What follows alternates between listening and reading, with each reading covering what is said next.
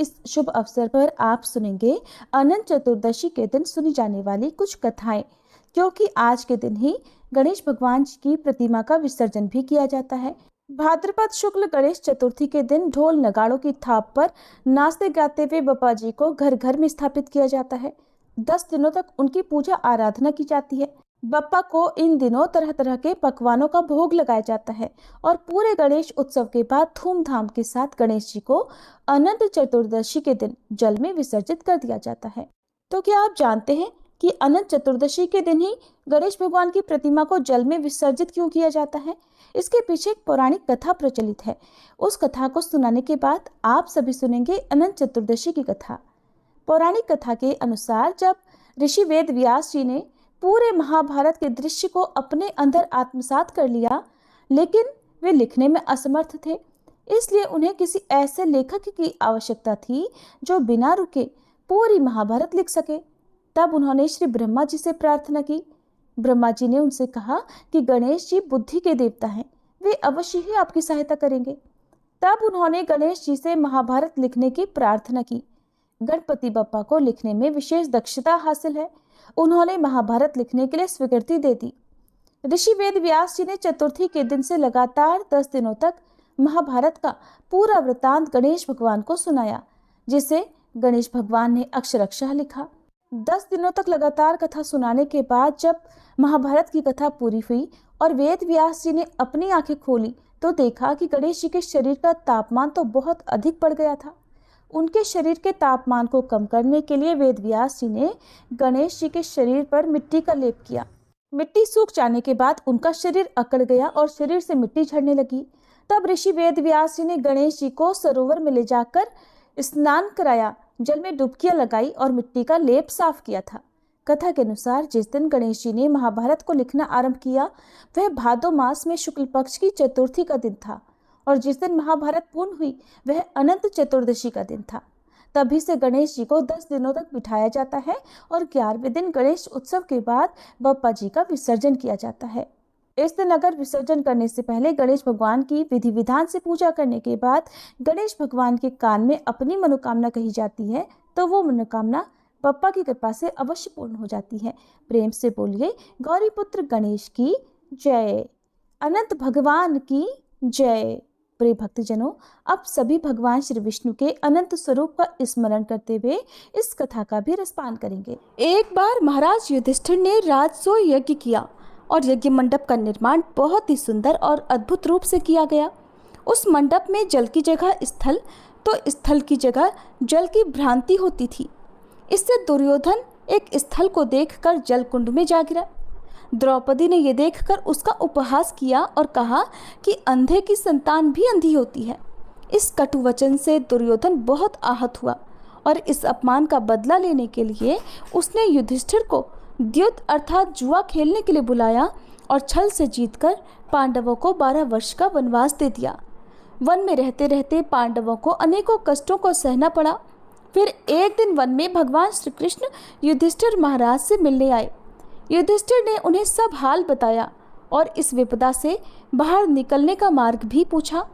इस पर भगवान कृष्ण ने उन्हें अनंत चतुर्दशी का व्रत करने को कहा और कहा कि इस व्रत को करने से आपका खोया हुआ राज्य भी आपको मिल जाएगा। श्री मधुसूदन भगवान ने कहा, हे धर्मराज, आपको अनंत भगवान को प्रसन्न करने के लिए अनंत चतुर्दशी का व्रत विधि विधान से करना चाहिए। इस व्रत के प्रभाव से आपके सभी पाप नष्ट होंगे और आपकी मनोकामनाएं पूर्ण होंगी। ये व्रत करने से आप सभी लोकों में विजयी बनेंगे। इसके बाद भगवान श्री मधुसूदन कहने लगे, हे धर्मराज, अब आगे इसकी कथा भी सुनिए। सतयुग में सुमंत नाम के एक ब्राह्मण थे जिन्होंने वशिष्ठ गोत्र की सुंदर कन्या दीक्षा से विवाह किया था। सुमंत मुनि और दीक्षा की सुशीला नाम की एक कन्या हुई, लेकिन दुर्भाग्यवश कुछ ही समय के बाद दीक्षा को बहुत तेज बुखार हुआ, जिसकी वजह से उनकी मृत्यु हो गई। वह नवजात कन्या अब बिना मां की हो गई। तब उस नन्ही सी कन्या के पालन पोषण के लिए सुमंत मुनि ने कर्कशा नाम की स्त्री से पुनर्विवाह किया। लेकिन भाग्य का खेल देखिए, कर्कशा को सुशीला बिल्कुल भी प्रिय नहीं थी। सुशीला भी अपनी माँ के सौतेले व्यवहार से बहुत दुखी होती थी, लेकिन वह असहाय थी। उसकी सौतेली माँ उस पर बहुत अत्याचार करती थी। जैसे जैसे सुशीला बड़ी होने लगी, ब्राह्मण सुमंत को अपनी पुत्री के विवाह की चिंता सताने लगी। तब उन्होंने वेदों के ज्ञाता श्रेष्ठ मुनि ऋषि कौंडिन्य से विनती की कि वे उनकी गुणवती कन्या से विवाह कर ले। ऋषि कौंडिन्य ने उनकी विनती स्वीकार कर ली और सुशीला से विवाह कर लिया। सुशीला की माता कर्कशा इस पर भी खुश नहीं हुई और उसने सुमंत मुनि के कहने पर सुशीला को साथ ले जाने के लिए कुछ भी नहीं दिया।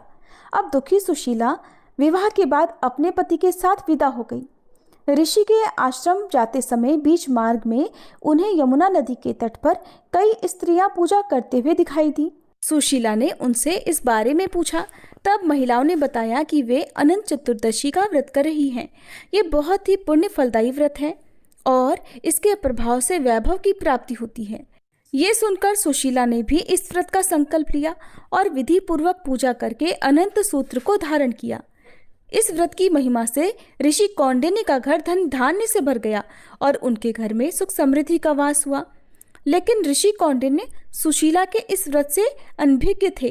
एक अनंत चतुर्दशी पर सुशीला ने पूरी श्रद्धा से पूजा करके अनंत सूत्र धारण किया, लेकिन ऋषि कौंडिन्य को ऐसा प्रतीत हुआ कि सुशीला उन पर किसी तरह का जादू टोना कर रही है और ये धागा उसी के लिए बांधा है। उन्होंने क्रोधित होकर उस सूत्र को तोड़कर अग्नि में फेंक दिया। उनके इस कृत्य से अनंत भगवान रुष्ट हो गए। इसके बाद ऋषि कौंडिन्य का सारा वैभव और सुख धीरे धीरे नष्ट हो गया। इससे विचलित होकर उन्होंने अपनी पत्नी सुशीला से इसका कारण जानना चाहा। तब सुशीला ने उन्हें उनकी गलती से अवगत कराया। अपनी गलती को जानकर ऋषि कौंडिन्य वन की ओर निकल पड़े। वहां मार्ग में उन्हें एक आम का वृक्ष, गाय, बैल, पुष्करणी, एक हाथी और एक गधा मिला। इन सभी से कौंडिन्य मुनि ने पूछा कि क्या उन्हें भगवान अनंत मिले। सबने एक एक करके मना कर दिया। तब ऋषि कौंडिन्य ने हताश होकर अपने प्राण त्यागने का निर्णय लिया। जैसे ही कौंडिन्य मुनि अपने प्राण त्यागने वाले थे कि भगवान अनंत उनके समक्ष प्रकट हुए और आखिरकार कौंडिन्य मुनि को भगवान के ब्रह्मांड स्वरूप के दर्शन हुए। अनंत देव ने उन्हें बताया कि वन में उन्हें जितने भी प्राणी मिले वे सब पिछले जन्म के मनुष्य थे जिनसे कुछ न कुछ गलतियां हुई थी। अब उसी की वजह से उन्हें इस जन्म में ये दुख भोगना पड़ रहा है। ऋषि कौंडिन्य ने अनंत भगवान से अपने पाप की क्षमा याचना की और अनंत चतुर्दशी व्रत करने का संकल्प लिया। इस व्रत के प्रभाव से उन्हें शीघ्र ही अपना खोया हुआ वैभव मिल गया। ये थी अनंत चतुर्दशी की कथा। उम्मीद है आपको पसंद आई होगी।